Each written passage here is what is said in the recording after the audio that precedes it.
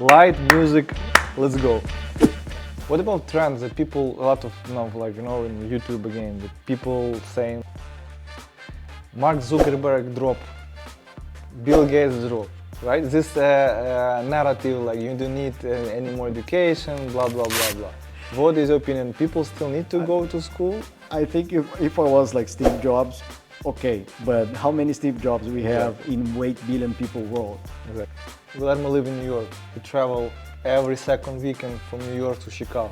I think we all motivate each other because everyone's struggling. Someone in family, someone has job problems, someone struggles with business. And when you see all people motivated to come every second week to school and miss family, right? And have fun, and go with friends to enjoy life. This motivates as well. Like when you see all people come from around the world, around the country to be here, it's huge motivation.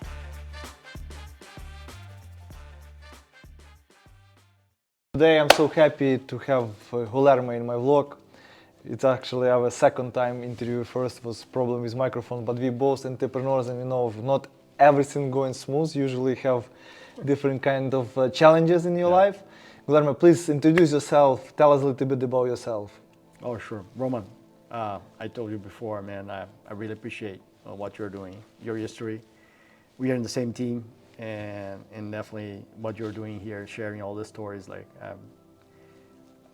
cheers to you to doing that. Thank you so much. He always was my my biggest supporter. He always said, do it. Like, awesome, man. Yeah. Awesome. Well, I'm from Brazil. I was born in Brazil a while ago, and I was raised in Brazil. I have strong connections with agriculture. So my dad is an agronomist, and I was raised in the south of Brazil, raised in a farm. And so it's a great story to be here in Kellogg, definitely. But I've been living in U.S. for 3 years. And I worked. How many years? 3 years. 3 years. 2 years that I moved to U.S. Before that, in Brazil, with family, I decided to join a business school as an undergrad. But after working with a mobile company for 6 years with data, with technology, I received a proposal to join a seeds company. And so that's why I come back to agriculture. So that's been 15 years. Yeah. Yeah, Guilherme, owner of a startup company in agriculture. But let's go back to Brazil. And what part of Brazil? Really in the south. South. Yeah, Rio Grande do Sul, it's my state, but it's definitely it's a big farm. My home state is a big farm. So corn, what kind of? Soybeans. Soybeans. Soybeans and cattle. And then we have rice, a lot of rice in the south. So my home state is in the border with Uruguay and Argentina. It's a little bit different when we think about Brazil. It's not so cold at some places here in US, but it's we have full seasons and etc. But it's a very agricultural environment. Brazil it is, but my home state definitely is. And you decide to start, before you start the startup, have you been work for any other company? Or? Yeah, I work, and that's the point. So definitely I have roots with my dad. My dad still working with cattle. It's all about cattle breeding. But 15 years ago, I received a proposal to join Monsanto. Monsanto was a company worked with seeds and biotech. And at that time, they were looking for a non-agronomist to join the soybean team. And I was looking to have agriculture was something always in my mind, but it was a sales challenge for me. So this is something that I was looking. Before that, I worked for... Is this corporation? How big is the company? Well, Monsanto was a company about globally, at that time, maybe $10 billion, $20 billion in revenue. Company. International company based in Brazil? Yeah. No, it was a company based here in Missouri. Missouri, okay. It was a global company. Sorry, I never hear about that company. No. 20 billion is a huge company. Yeah, no, it's a huge company. And at that time, they are investing a lot in biotech. So introducing new biotechnology for corn, for soybeans. And at that time in Brazil, they were launching new biotech and seeds for soybeans in Brazil. And it was very interesting chapter. And you came to startup world, right? Yeah. And you co-founder of the company. What is the name of the company? Connect Farm. Connect Farm. And you decided you wanna disrupt the market and start something total new, or it's what kind of product you started? It was a mix, because after working 12 years in the environment, so I changed from Monsanto. Bayer acquired Monsanto. I also worked for Syngenta, which is another big company in this environment. So, but I saw the opportunity that over the years to combine data, sensors, and how can we help, support farmers in their decisions. When you're going to plant like soybeans or corn, farmers have to make more than 2,000 decisions. So 2,000. decisions like which would be the best seed, the best variety of soybeans to plant here. When is the best time to plant? The amount of fertilizer that I have to use in this piece of land and in the other piece of land. So there's like thousands of decisions. And at that time, I was working in different projects in this company, and I saw this opportunity. So we have, as just like other business, maybe we have another way to make decisions back in data.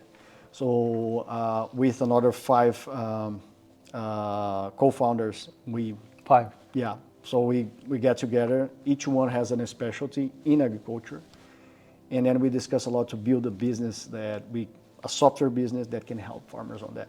And what round you do now? Like what seed round? A, B? We didn't make.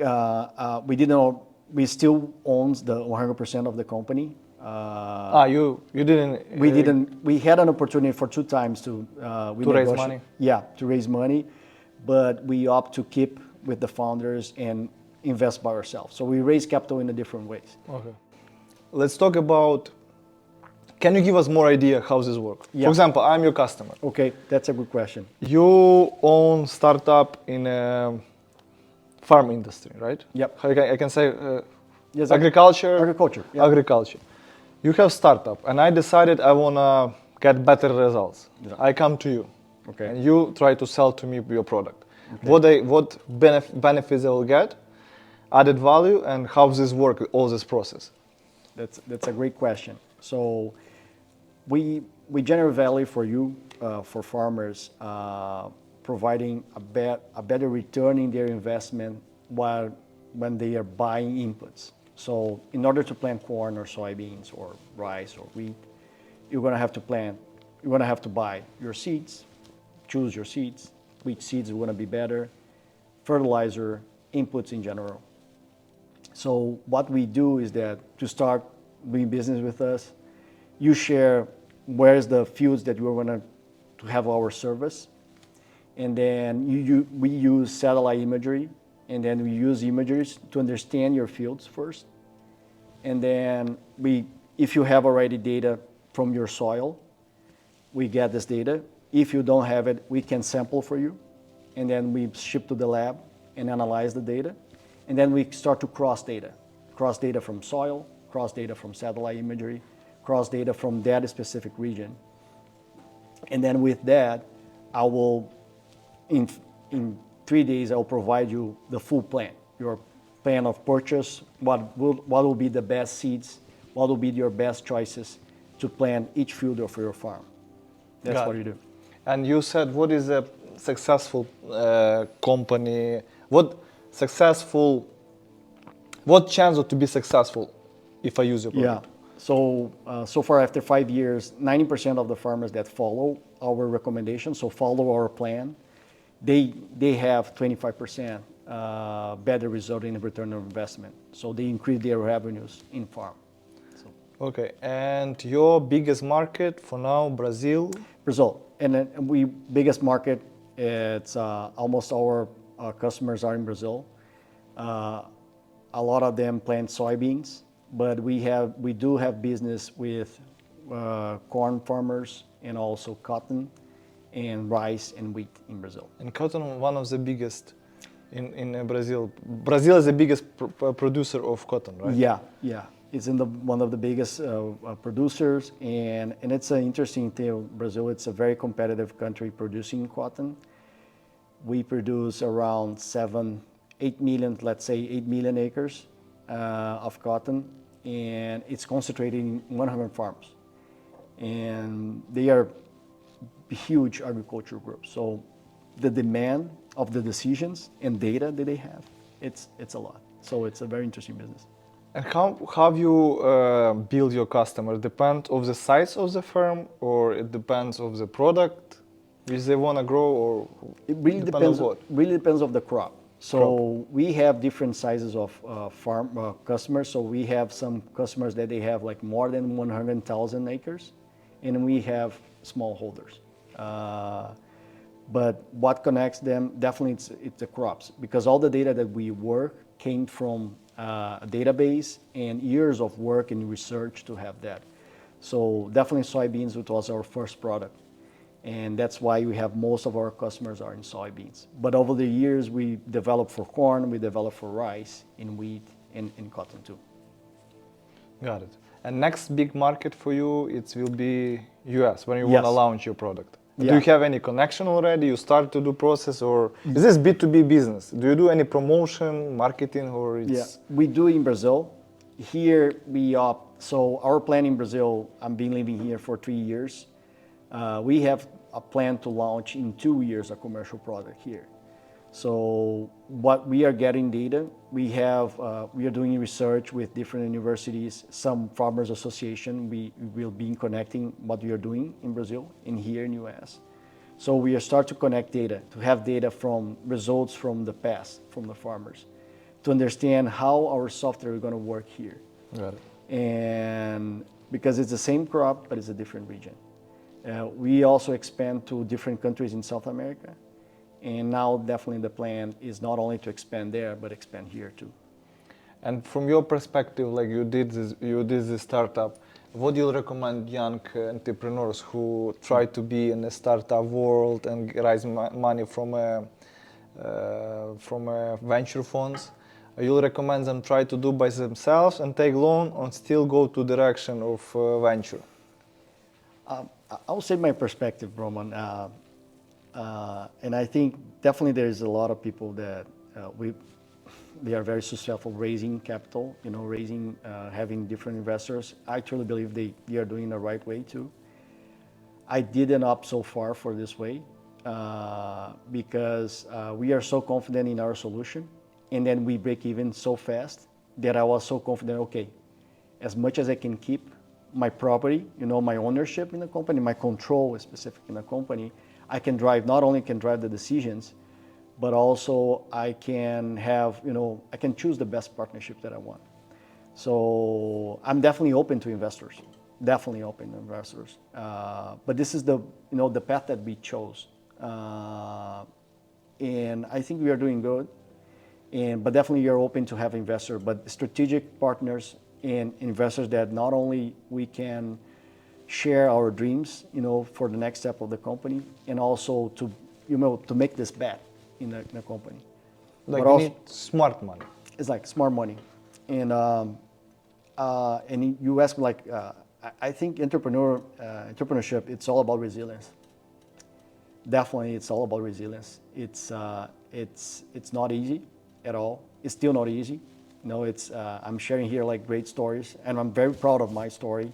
A story of my company with my associates, but it's all about resilience. You can be in a good moment, but how fast it is to have like challenges to solve, like problems to solve. So I think the main advice, and I think it's a great way to learn. I think it's the best MBA that you can have is to build your own business. Definitely. Exactly. I'm very proud to be here. I love to be here. It's been a dream for me a long time ago, since I was in the undergrad school, reading cases by Kellogg in Brazil. Oh, and I always have the dream in my life, I want to be in a university in US. I want to do something for my career, for myself. So this is what the reason that I'm here, and I'm learning a lot. But definitely build your own venture, I think is the hard. It's the best way to learn how to do business. Yeah, you can learn in executive I can MBA say a lot of things. how to start the business, all this stuff, right? Some people motivate and maybe they will start business, but usually it's impossible to get this in theory. You need to do this in the practice. Exactly. The practice, you can do everything. So you have to learn everything: HR, corporate governance, taxes, financial investment, financial decisions, and that's the beauty. So that's why resilience is so important, because in order to learn everything, you're gonna develop a lot of mistakes. And only the resilience, only the capability to know to lose today and get ready for tomorrow. This is the main skill that you learn. Agreed. What do you think about the best moment in school so far? We're almost done. We have 2 quarters. Yeah. What is your favorite moment in school? A lot of good moments. I think the camaraderie to have in class, it's definitely something special to have. We are immigrants,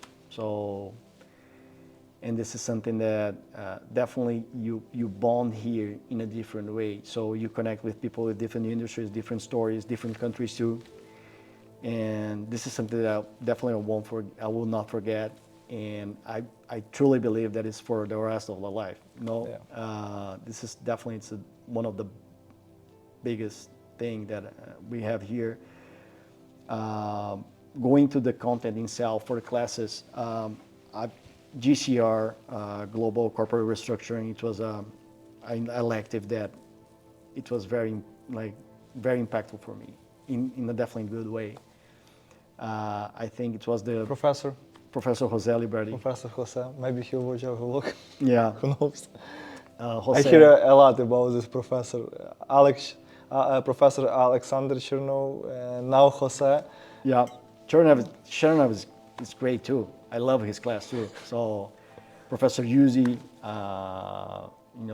we having Professor Peterson too. So, but definitely like some of them, Chernov and also Jose, and it's I think the classes are expand your critical thinking, and expand and push you to put your decisions in a different way.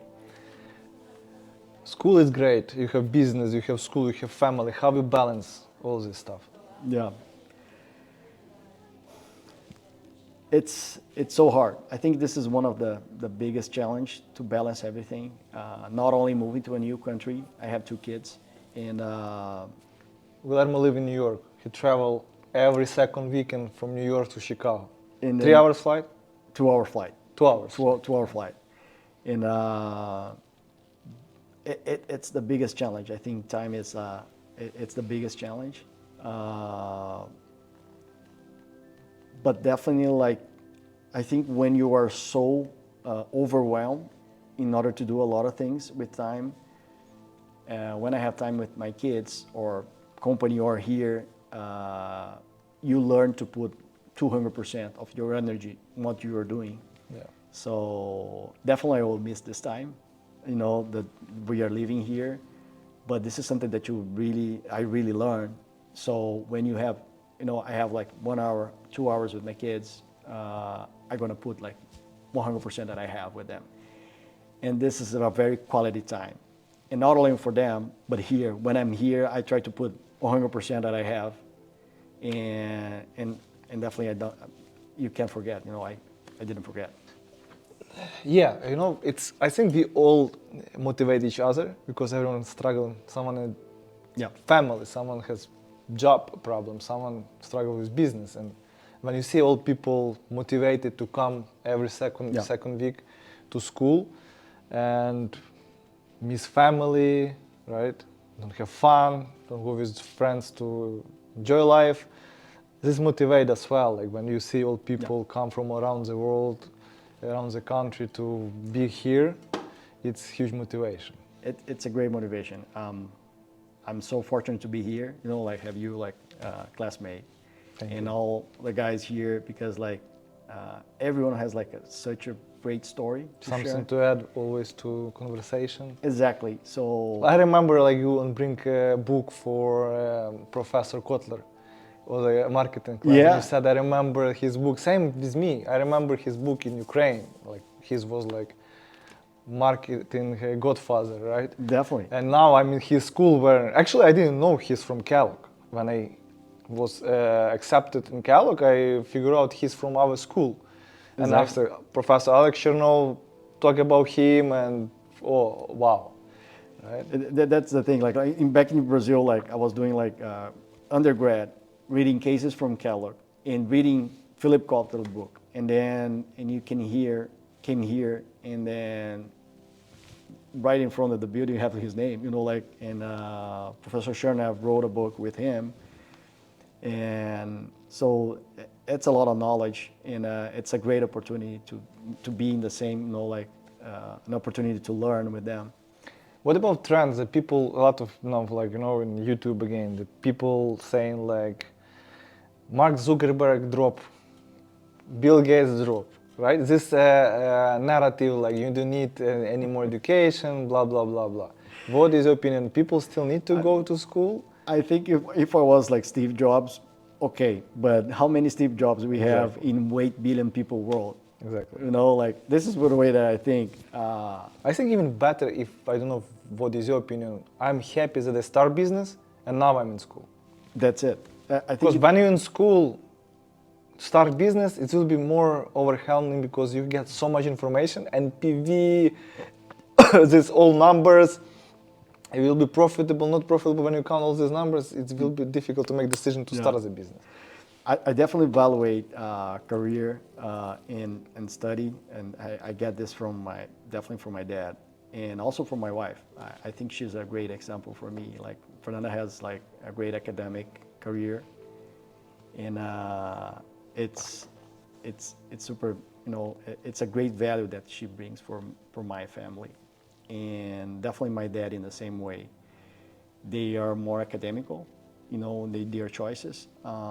But definitely this is a great value. I think like just to be here in this environment and have the opportunity to learn, it's something that I truly believe. I think I understand why Steve Jobs left school. The guy was genius. But first he was accepted to this he school. was like in Stanford, so it was not easy to be accepted in And Stanford. Zuckerberg in Harvard. And Exactly. So you have to do something to be accepted exactly. in Harvard or, So you have to be Stanford. great. And but I'm definitely like studying, you know, not only schools, university, etc. It's an important part of the life.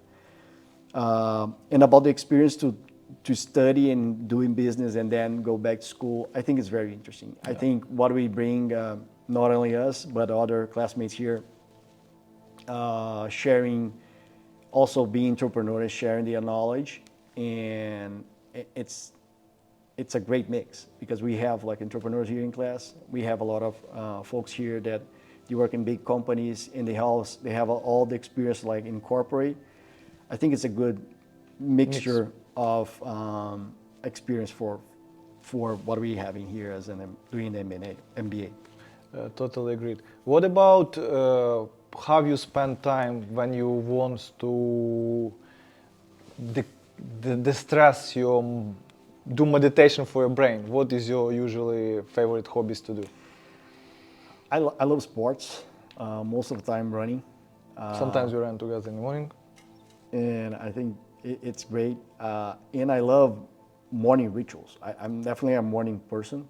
So in my home state, we drink chimarrão, which is like yerba mate. Argentinians also drink this. It's the same. Straw? Exactly. Okay. So what is that? It's tea or what is it? It's a yerba mate. It's a tea. I never tried. Yeah, it's before. I'll bring it to you. Okay. So I love the ritual to, you know, like to doing that, and also or making coffee for me in the morning and reading nothing related to my business, but other businesses or Stories, even successful stories or any content, you name it. I love to read. What is your favorite book? Wow. There are too many. I read... What book changed your mind or changed your life?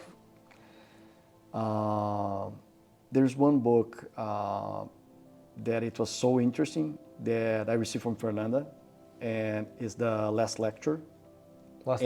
And then I read the book, and then during Peterson class, he shared, how this book was really made impact on him, and then I really related. Book. I didn't hear where he says it. It was He when he made did pitch in the first floor. Yeah. Okay. That day. I missed that book. Yeah. What is the name one more time? It's the last lecture. Last lecture. In Professor Peterson, one of favorite books. Yeah. So this is one of the. I have few of them. I think this book it was really great. Another book is the Harder Things. The Hard Things. I have to go back and share the title, but it's a book from a VC entrepreneur and now a big VC person in Silicon Valley. Afterwards, I will share the name and everything for you. I think I know which book you're talking about. It's a hard Horowitz? Yes, Horowitz. Okay. Yes, and recently a very good book. I read Elon Musk's biography. And I have it, I didn't study it. It's a really great book. Thank you so much for this conversation. Guilherme, Brazil, New York, Kellogg, Chicago, and I wish you all the best with your project. Again, what is the company name? Connect Farm. Connect Farm. And we will see this project in the future as one of the most successful startups in Brazil and US. Awesome, man. Thank you Appreciate so much. it. Thank you. Thank you, Thank you, Guilherme. Thank you so much. Thank you.